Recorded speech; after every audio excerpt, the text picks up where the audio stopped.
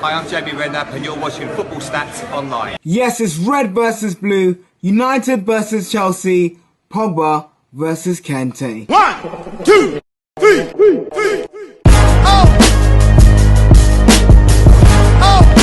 Yes, Mourinho is back at his old stomping ground at Stamford Bridge, but this time he's in the red corner with Man United. But forget about Mourinho and Kante, this battle was all about Pogba and Kante. Now if you remember from my last versus episode I did with Pogba versus Henderson, I said that I would be doing a Pogba series where I'll be pitting him against all the best midfielders in the top 6 teams. Now last week it was Liverpool with Henderson and this week it's Chelsea's Kante. But who is better? But before that, as always, thank you so much for your comments on the versus episodes. Thank you for your comments on the last week's episode of Pogba versus Henderson. Keep them coming. Really appreciate the engagement, so thank you so much. So let's get to it. Now, as with my last episode, Pogba versus Henderson, I'll be judging success in 3 ways: defensive contribution, attacking contribution, and midfield contribution. Firstly, let's look at defense between these 2 players. Now, any good or great midfielder will tell you that positioning, tackling are all important in order to break the attack and counter. And these 2 know full well that is important. But who is the better person in terms of defensive play? Well, it won't take a genius to see that Kante absolutely is a fortress in terms of defense. With 8 games played, he has 16 tackles won so far and 21 interceptions, against Pogba's tackles won at 9 and interceptions of 11. As Pogba is naturally the taller player, he has won more aerial duels won.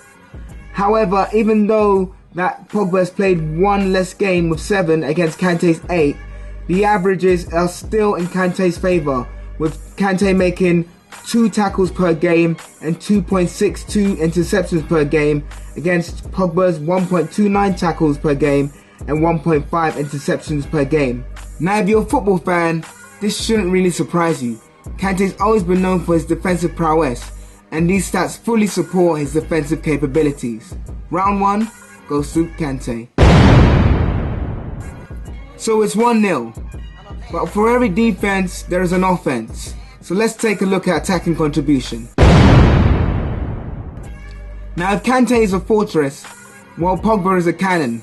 But when we look at the stats in terms of attacking, Pogba has more successful dribbles at 18, more total shots at 23, better shot accuracy at 24%, and 1 goal this season. Compare that to Kante's 10 dribbles, 11 shots, and lower accuracy of 13%.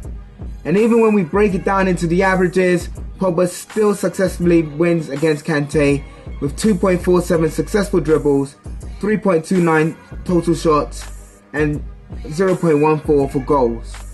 Just as it wasn't surprising that Kante had better defensive qualities, shouldn't come as a surprise that Pogba had better attacking qualities, for he favours attacking. However, I was surprised by the fact that Kante has made 10 dribbles this season, which to his credit is a lot. When we compare that to the last episode of Pogba versus Henderson, where Henderson got 3, and you would have thought that Henderson was a better attacking player than Kante. Kante done well to get 10 dribbles. However, I do digress. When it comes to attacking, no one like it. Pogba wins round 2. Now the main event. It's 1-1. Defensively, Kante is a fortress. Attacking wise, Pogba is a cannon trying to break down that fortress.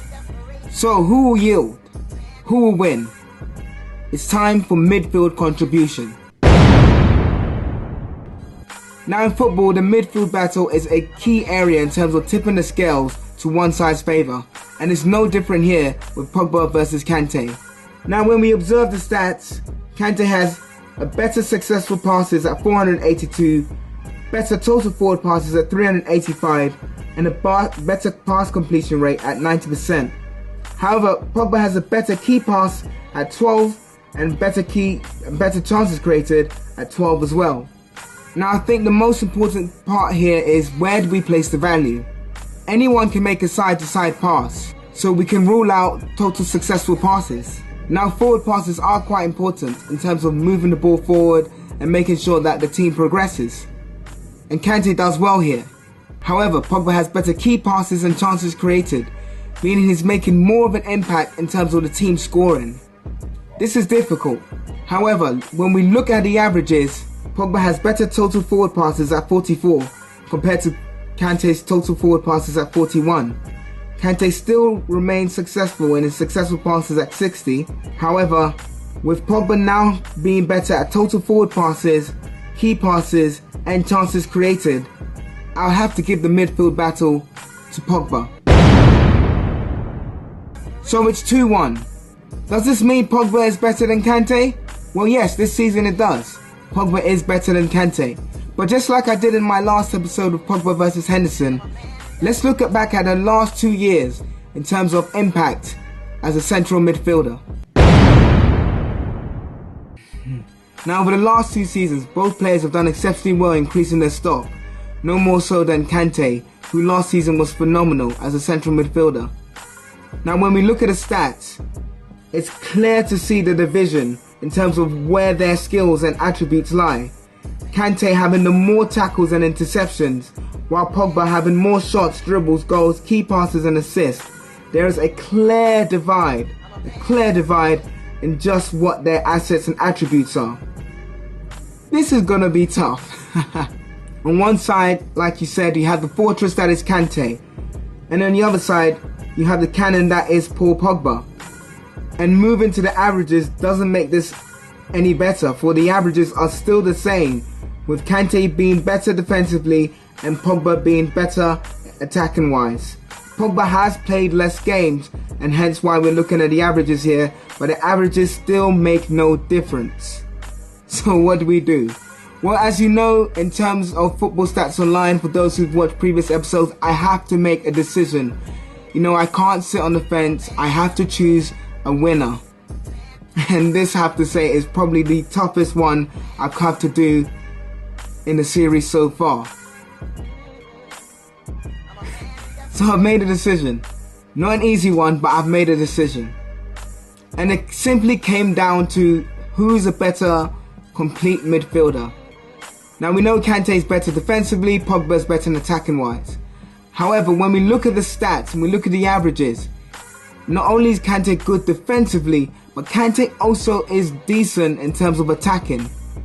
When we look at the difference between the highest figure and the lowest figure in terms of the positives and the negatives, Kante has a bigger difference than Pogba has. And let me explain. Kante has 4.7 in terms of tackles against Pogba's 2.2, making a difference of 2.5. While Pogba has 2.95 in shots and Kante has 0.75, giving him 2.2.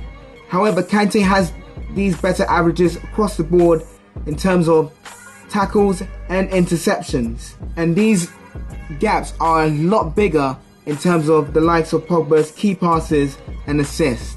Don't shoot the messenger, but I had to make a decision. And while Pogba is way better in terms of attacking, Kante isn't that bad. So, without further ado, the overall winner and champion has to be N'Golo Kante. I know some of you may be cursing right now saying what the heck, but I had to make a decision.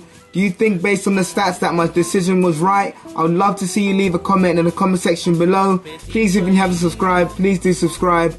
Also check out the Versus series. I've done a whole host of Versus and there'll be more to come. So thank you very much for watching. Again, if you do you agree, do you disagree? Just leave your comments in the section. Don't forget to like this video. Thank you again and peace to you.